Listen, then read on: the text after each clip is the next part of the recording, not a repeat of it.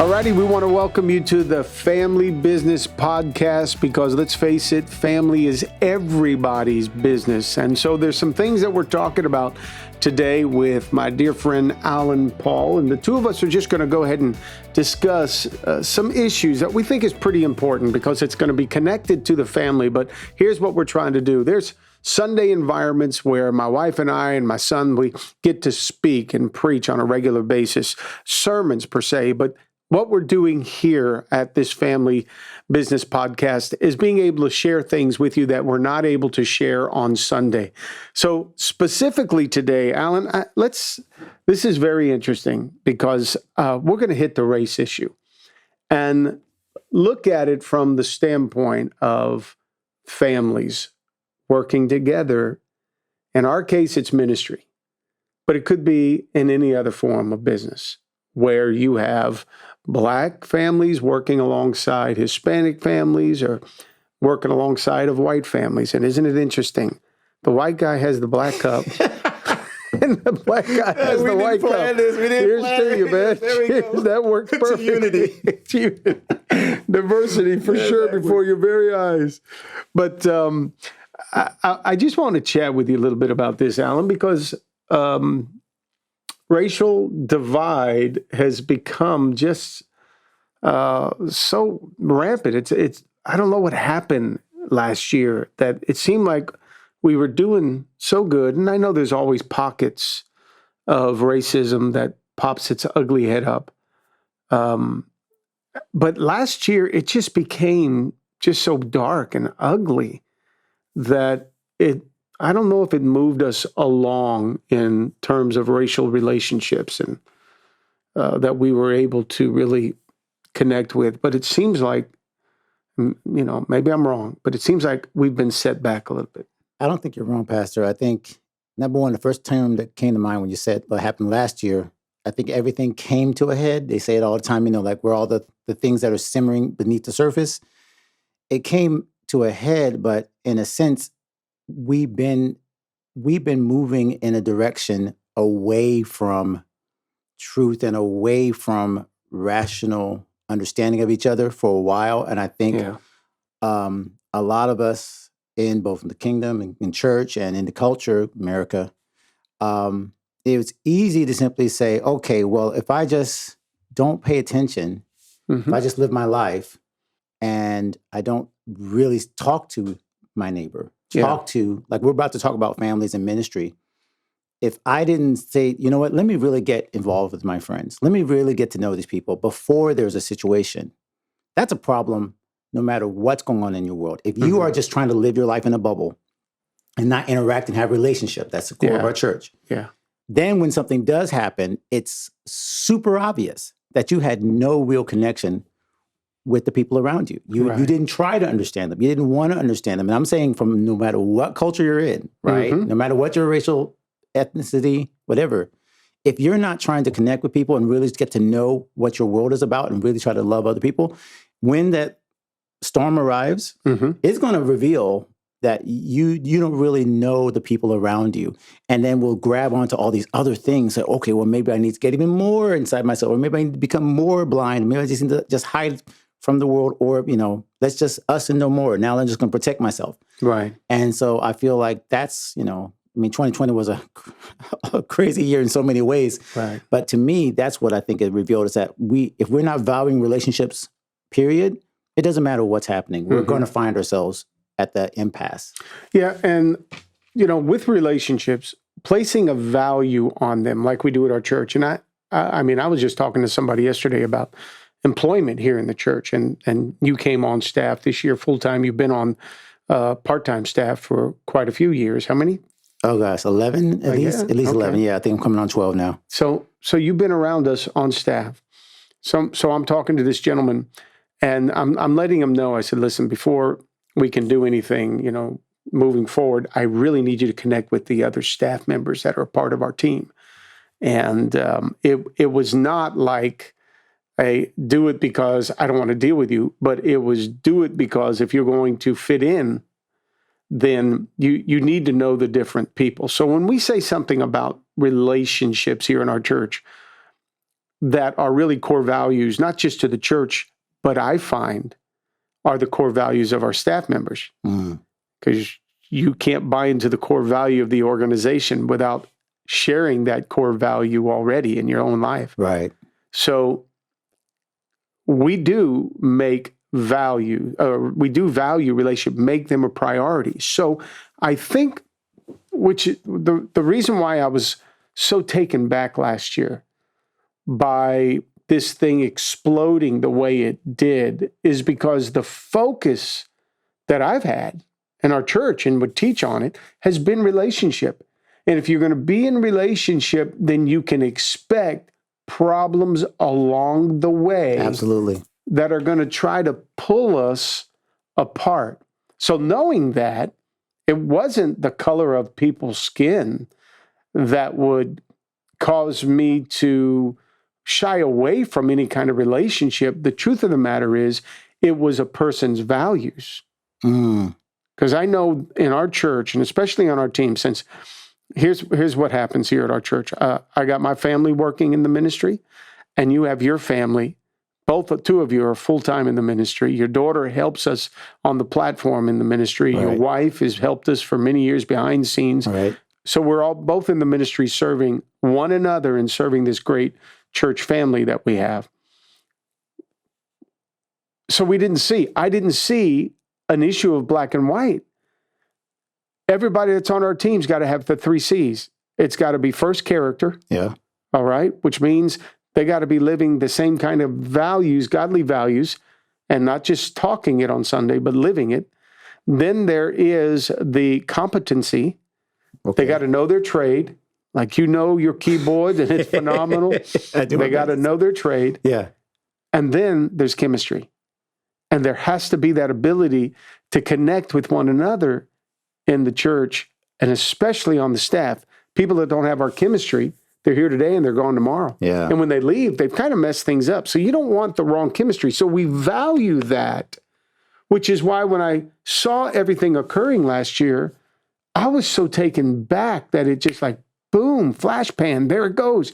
Now we're in this eruption of exposing and claiming that there's such a divide between the races. And Alan, maybe I'm wrong. Maybe you're wrong. Maybe we're wrong because it doesn't seem like there's been that divide amongst us. Okay, here's the funny thing about it. And I say funny and ironic. The ironic thing is what you just said is that maybe we're wrong. The fact that you were able to say that, the humility to say maybe we're looking at this wrong is exactly what's missing in the entire conversation when it comes to why we keep having these issues, these flare-ups, these problems. Now, okay, number one, let me make sure I am not minimizing, because we don't know who's listening to this. Right. I am not minimizing the actual problem of police brutality. I'm not minimizing systematic injustice when there is there. Right. Mm-hmm. We're not minimizing the work that civil rights leaders for years that allowed me, my very family. I love telling this story real quick, Pastor. I think we talked about it back in the fatherhood series we did about my grandmother and grandfather growing up in segregated Georgia. My grandmother putting me through college, and then my brother and my sister my oldest son through college on a social worker salary. First Black woman to be a leader in the human resources department up there in Georgia, right over there where the farm is now. Wow. So I have history watching how our people have worked hard to overcome injustices, true injustices. So all that said, right? Mm-hmm. That's the big caveat. That fact does not change what you just said, which is if I get so prideful to think that I know what's right and wrong, that I know how to handle every situation, I know how to handle police brutality, I know how to handle racism, I know how to look at you, and I can judge you based on the color of your skin right away. Oh, this is a guy that's done this and done that. He must have this view of life. And I'm not humble enough to say, wait, maybe I'm wrong. Maybe I should give Pastor Steve a second chance. Maybe I should give this guy a chance to actually get to know them. That humility is why I think it works, because you just said it in the chemistry in our church. We have very much of an accountability spirit. We have a spirit of accountability where we look at each other and we look at you and I look at myself. I say, am I doing the right thing? Am I following through? Am I doing what I'm supposed to do? And I recognized that culture when I first came on. It's amazing. We're talking about 11, 12 years now. I mean, Marcus was like, I think they were just starting in, 12, 11 years old. Now You know, I don't even like thinking about it because the kids are growing. And, It makes you yeah, feel it makes you feel super old. all that gray hair in your beard starting to show. Well, even more, buddy. Yeah, exactly. Yeah, each one has a name. Each one has a name. I won't say which one's named As what. many as the stars of the sea. Yeah, see, well, you've got more because you got four. You got more because you got four. But the fact is that I really recognize that coming on staff is that I didn't feel that. I love that. It's funny that you sang those seeds, and I probably have heard them, but I haven't heard them in years. And yet, it's immediately apparent to me. Oh, I grew my character by being a member of this church, and my children and my family recognize that. I realized that I had to be competent if I wanted to stay employed here. Not only competent in terms of my job, but also competent in terms of feeling like I have a role to play, and I can play it, and I can do it right. And it's not based on what you think I am; it's what I'm doing. It's my actions. My actions speak a lot louder than my words or my feelings or all that other stuff. And then the third thing you said with the chemistry, like that is such, I think I've said this about Metro a lot. I feel like there's a lot of people who came from other places. We all come from other places. Let's face it. Like Miami's a very, we all come from someplace usually in Miami. It's only 100 years old. Yeah. So we all come from different places and different ministries and different experiences, but we all find here our chemistry and our connection to people who believe in what we believe and share the same values. And again, if I was going back to try to find something that just because of the way I look and find people that look like me and assume that I share the same values, that never works. It doesn't matter, again, Black, white, Hispanic, Asian, Native American, values and skin color do not automatically agree. That's not the same thing. And so for me to find a place that I knew my values were shared, and I could continue to work on myself. And again, like I go back to what you said. Maybe I'm wrong. Maybe I do need to shift some things. Maybe I do need to change some things. That spirit is what I think is missing. That's why we had the flashpan effect. Because if people stopped and said, from every walk of life, from conservative to liberal, maybe I'm wrong. Yeah. Those three words would have fixed a ton of things last year. And of course, that's not what happened. And the fact that our kids work together today, okay? They've been in relationship for over 11, 12 years, as long as you've been here. They've grown up together. We haven't had a issue with our kids just because of the color of their skin. And I'm afraid, and this kind of irks me, even with some people in the body of Christ, okay? What kind of irks me is they want to bring up the past, the mistakes of the forefathers. They want to bring that up. And every time they bring it up, it's like even some of their own experience. I hear them say, well, when I was pulled over as a teenager, I was yanked out of the car because of the color of my skin. My white friends weren't, but I was. They share some of those stories. And what that does is, it's like the crazy uncle that you tell your kids to stay away from. The moment you mention he's crazy and tell them what they've done in the past, they start to form this opinion in their mind about that uncle, and they're afraid to get around their uncle. Yeah. If we're not careful, we're perpetuating a issue from the past into the present, which then will take it into the future as we share some of those hurts and the pain of the past. Yes, every generation has to get through their demons. They have to fight their demons. But even God says, listen, in the Old Testament, there was, I'm going to pass on the sins of the father to 2 or 3 generations down. Right. But then in Christ, that's no longer being passed down. In Christ, our relationship with Christ, what happened in the past is not passed on to the present or the next generation. That's big. Why are we doing it? That's so profound, Pastor, because I think there's so much. These are I'll just say again, in my how my head works. There was a picture in my head of a person on the operating table, right? And so I'm thinking of a doctor coming in and operating. You've been there. You've been there. And I'm thinking of a person then outside of that operating table yelling at the person on the table and the doctor, hey, no, that's not the way you're supposed to do it. This is the way, this is what happened to me last time. Don't do that. Don't do this. Don't do that. And what I see is I see people barging into the operating room where God is working on people's hearts.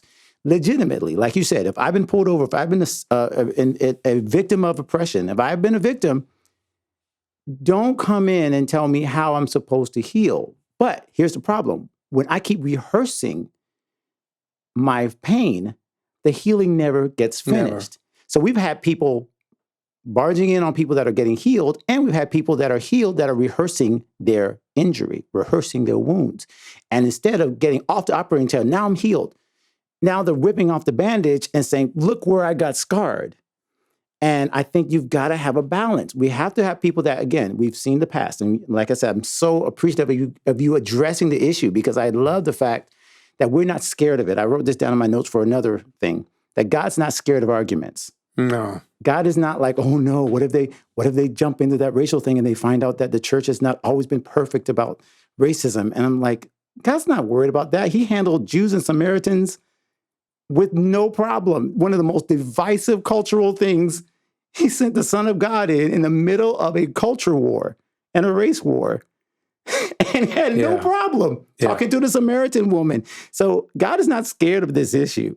And so what I really love is what you said, is that we can look at real problems without rehearsing and then letting the next generation become enslaved. I had to use the word enslaved to that same mentality. That's the key. It's not that we didn't know it happened. It's, are we going to become chained to it? Yeah. And I've lived my life, Pastor, honestly. This is, I mean, it's on a podcast, so it's on wax now. I can't help.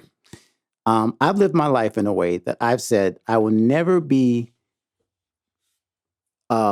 chained up to what I thought the past was supposed to be, nor what I believe the future is going to be. I'm going to live openly so that my future is always ahead of me, wide open, new things possible for me. I'm not going to be, because the old me, both the things that happened to me and the things that I made happen, if I just let that sit on me for the rest of my life, my past is, like you said, my future is going to be totally linked to that. No. And I can't let that happen. As a culture, again, I can't speak for every African-American. I can speak for myself. I'm not going to let that happen. Now, do I need to heal from some things? Sure. Do we need to heal for some things? Sure. But I'm not going to rip the bandage off of the healing once it takes place. And that's what I think we need to allow us. I think it's what's happening in our church. I think we watch that healing. Every time I have a conversation with another gentleman or another woman, say, you know what? I love what's happening over there. Or I felt this way. And like you said, there's going to be problems in relationships. Like the idea that we're going to be able to sit at this table and never have a disagreement. I think, again, that's the problem. People think it's going to be kumbaya all the time. And that's not realistic. It happened in the Garden of Eden. There were issues relationally when Eve took a bite of that forbidden fruit. Right. The first thing Adam did was point the finger at her. Exactly. Right away, there was a divide. That's a whole nother thing. Marriage, every single place where there's a divide or a division, you can always go back to that root, right? Yeah. That root of, I think I know what I know better. Let me take matters into my own hands. Let me not go to my God-given husband, Adam, and say, hey, what do you think about this? Let me just take matters in my own hands, and then I'll go talk to him. And listening to that voice that is trying to get us to buy into that forbidden fruit. This is such a stronghold in people's life because of the hurts of yesterday. Yeah. That the enemy wants to get us to go back to that. And the stronghold is like a cobweb that is up in the corner of our homes, that between the wall and the ceiling, we don't even see it. It's so far up there, but it's there. Yeah. And it picks up stuff. That's what a stronghold is to the believer. And sometimes we don't even know it. And that could happen because of past abuses, because of history that we read. We go back and we look at it. It doesn't always happen to us, but it happens to people that we loved or that we picked up their offense. Yeah. And then we're struggling with it. It becomes a stronghold. Well, what I think we're able to see with our kids is that somehow or other, Alan and Steve, not the pastor, but just the men, we have been able to help our kids navigate through this racial discourse or discord that some in the past would want us to grab hold of. because our kids work together today. Yeah. And they have a good time working together today. Now, you mentioned the church. We know the church is not a perfect place, but let's define for a minute what the church is. The church is the people that's in the church. Right. Those that are on the platform, but also those that are in the pews, as they say. You can't get people on the platform and in the pews that are perfect. So there will be issues that spill over into the church from the real world. And I'm thankful for that. Yeah. I'm thankful that the church is not like a freezer box where there's only certain things that could survive and every one of those things are dead. Wow. Yeah. No, we're the refrigerator. Yeah. We're cultivating life, extending life. We're down there where it's chilled, it's cool, we're having a good old time, okay? And that means you're going to have to deal with things that spoil from time to time. So good. And we're going to have to address issues. Yeah. Because it was not by just sheer coincidence that our kids could come together, work with each other every day. Your son is in the finance office, Marcus, and you hear him talk a mile away. He's so deep with his voice. You get it from me. I don't know. I don't know what generation back. Yeah, and I'm not loud, really. Am I loud? I don't know. No, you're not loud at all. Except when you're on your headsets over there bobbing and telling everybody we can hear you doing worship. But then my son is over there in his office right next to Marcus.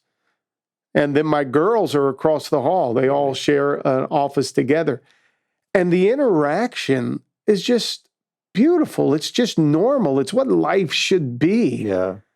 They have not bought into the unrest that's been out there, and they've talked themselves through some things, because hearing or seeing on social media what different ones are saying could put a seed in them. Yes. But they don't let it go. They don't let it go deep. They don't buy into it. They don't let it become the root of an issue, a root of bitterness between the two of them. They refuse to do it. And AP, that's where I find it so interesting that if we can help others do this same thing, Yeah. as men, take the lead in our family, we just don't let the thought of another man that's of a different race than our family is, we don't let that cause division in our home or in any environment that they share that kind of relationship with people. We take the lead on that. Yeah, and you modeled it. And I wrote this down because I was taking some notes right before, and I was thinking about it and just how did this happen? How did we raise now young adults, all of our kids over 18, all of them adults now? Just amazing, again, thinking back to when we first arrived. And again, you starting the church with, I think Chris was already here, Stephanie was just getting here, and then, and Gabby and Lolo. And I wrote this down, and I want to see if this echoes, because I said this, I think we raised our children with similar values, not realizing. Of course, I already raised my kids, they were like 11, 12 or whatever. But I wrote this down, and maybe this makes sense. I raised my children to think for themselves, but I gave them the truth based on God's word and let them see it in action through the godly people around them. Mm-hmm. That's why I think they are able to withstand all the noise, because they are free thinkers. They're free thinkers. They are strong personalities. Our kids are strong personalities from the get-go. Naomi, Marcus, they know how they think. They have their ways. They're like, yes, mom, no, mom, but then they go do whatever they think they're supposed to do, because we gave them that independence and that confidence to move. But then we always said, you know what? Number one, here's what God says about this. Here's what we believe. Yeah. We give them the values. And then number two, we put them around people that modeled that same behavior, that same mentality, whether it was from the very get-go, way back when Pensacola, my mom's church, all the way up to now. We've been blessed with people around them. And that's why parents, oh my gosh, every parent that's listening to me, please stop just letting your children choose their own friends and not getting them in environments like a youth service, like a Metro Youth. Yeah. Because that is so huge. Marcus, I know, would not be who he is now if he had not been in that first iteration of Infuse back with Pastor Armando and Pastor Chris back when he was doing youth. Yep. That's what did it. That's where he found his ability to say, who am I? Because you can't be around other kids trying to figure out who you are. We have to help them see who they are. Thank you. And then they can withstand. Again, when someone says, no, you shouldn't like this guy, you shouldn't like this guy. This person says you should be more woke. This person says you should be more, this, more that. Their identity is based on the people, the five, right? The five people around them the most. That's who influences us. So true. And Pastor, that wasn't like rocket science. No. It was just, I don't know all the answers as a dad. I need to get them around other people who do know the answers. Yes. And you and Pastor Mary and the youth and the people in this church, the parents and the families of this church is why our kids now are not so, do they have opinions? Yes. I'm so glad my daughter and my son don't always agree with me. That's okay. Right. Because again, they're free thinkers, but they know where to go back to the foundation. And so that to me is why I think we have the relationship in our kids that they have, because they were around the right people, they had the values, and then we let God do the hard work of just working on their hearts. And now they're okay. They're okay. And I'm glad you say God, because it's got to be more God than it is the culture. Absolutely. There's so too many voices out in the culture are not on the same page with God, not even close to it. And they're bought into some other kind of philosophy that doesn't move us closer to each other. It really does pull us away from each other. Yeah. One thing you're going to hear us say many times in the Family Business Podcast is pulling our kids or getting our kids through the wormhole. A lot of people think, Alan, that if my kid's 21, now I just let them make decisions on their own, and they really pull back. It may be at 18. Some of them let their kids make decisions about colleges on their own, about spouses on their own, because they think they're old enough to now do that. Mary and I have a totally different philosophy. That our kids, for one, especially young men, their brains not even formed together until they hit in their mid-20s. We're helping them. We're allowing kids to make decisions with half their brains. Wow. If we go with this philosophy of let them do all the thinking, let them do all their decisions on their own. We're putting them out there, and we're not coming alongside of them like the Proverbs tells us, which says wisdom to a young man is listening to the words of their father. Yeah. Too many fathers or mothers aren't giving their kids the words by which to navigate their life. And Mary and I sit back and say, all right, we got our kids this far into their life and up alongside of us in the ministry and our business per se. Yeah. But we're not taking our hands off yet, because we got to get them through this difficult season where they're still trying to make sense of everything that's going on in the real world with half the mindset that's needed. And they don't have wisdom. They may have knowledge. Bible talks about wisdom and knowledge. Yeah. They may have knowledge because they read a lot. Their brain's quick right now. It's like consuming everything that's on social media. They're listening to it all. They're getting knowledge, but what they lack is wisdom. That's so true. And unless the head of the family, who runs the family business in the home or in the ministry or on the job, unless they come along the head and says, wait a minute, that thinking doesn't work for us. That's how it used to be when I was growing up. My parents say, why are you doing this? Well, because David's parents let him do it. No, that's David's parents. But in my home, this is what you do. We got to make sure we set the stage as parents to navigate our kid. And we're the bumpers at the bowling alley that's helping them keep the ball in play and not strike out. I love that, Pastor. And what immediately popped up is that I think there are probably some parents listening right now that might think, oh, well, it's too late. I can't start speaking into my child's life because I didn't have him in church at 15, 14, 13, 12, like we had ours. I didn't guide them through the teenage years, and I wasn't there perfectly. I wasn't a perfect dad. I'm still not a perfect dad. Will never be a perfect dad, whether at 15, 16, 2, 25. There are so many mistakes I've made along the way, but that doesn't excuse me from that principle and that proverb that you just stated. Yeah. That as a father, my job is to guide my son in the way that he should go, and when he is old, he will not depart from it. There you go. that never goes away. So just because things didn't go perfectly for the first half of my life, absolutely not. I did not intend for any of this to happen. God's grace made me the parent I am. Amen. However, gives me even more reason now, like you said, now that he's in this season of his life, 24, 25, Naomi 22, my oldest, these are all seasons where I've had to become more, I love the fact that you talked about it a lot like a coach. You step in like a coach. Will the player go out there and mess up? Yep. Does he have to run the play by himself? Absolutely. I can't run the ball for my son anymore. I can't tell him what to do. I can't tell what to do. I can't assume he's going to do what I say to do. And that's life. That's growing up as a young man or a young woman. But I can set the parameters. Here's the play you should run. Here's how you can avoid getting tackled. Here's how you can avoid the issues that trip me up. Yep. And where I lost the game. So good. And if you do these things, son, you're going to have a much better time. And I love, again, our church has been walking through Proverbs as we're recording. Yes. And that's all it keeps saying. It's just, I think of it as reps. Just, son, just do the reps. Good. Do the reps. Do the reps. Do it over and over again. Just keep listening, keep following through. And so any parent that's listening, I can't start now. Yes, you can. And you better. Because otherwise, like you said, someone else is speaking into them. And it's time to stop making that excuse and just go ahead, because you can see the results. The results is what you're seeing with Chris and Stephanie and Lauren and Gabrielle. It's just, and my children. It's a blessing that you can't describe. Seeing you at that wedding, just quickly to mention it.